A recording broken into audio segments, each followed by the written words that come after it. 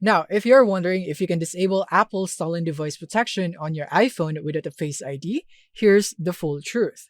No speculation, just what actually works. Now, let's first understand what is stolen device protection. Basically, this is introduced in iOS 17.3. This feature adds extra layers of security when your iPhone is away from familiar locations. So disabling it requires biometric authentication like the Face ID or Touch ID, even if you know the passcode, or you'll face a mandatory 1 hour security delay before retrying. The question is, can you disable it without Face ID? So you're lucky if its stolen device protection is set to away from familiar locations. You may be able to disable it using your passcode only if you're physically in a familiar location like home or work.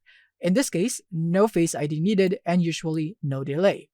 Now, if it's set to always, you cannot disable it without Face ID, even in familiar places. Apple does not allow passcode only fallback here. Now, in terms of troubleshooting or workarounds, some users have triggered the passcode prompt by repeatedly failing Face ID authentication or using the add glasses trick. So basically, you just wear some glass and then which can kick off the security delay in some cases, and then disable the feature after waiting an hour and entering the passcode. And others have also reported a temporary success after a forced restart or wiping the screen area to fix Face ID sensor glitches, then retrying the passcode fallback. And if nothing else works, then your Face ID hardware is truly broken.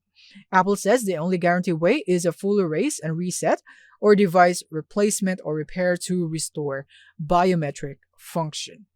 So yeah, those are the troubleshooting and workarounds. So for the verdict in here, you can only turn it off if it's set the stolen device protection without Face ID, if it's configured as away from familiar locations, and only while in a recognized location. You will not be able to do that if it's set to always without a working Face ID or Touch ID.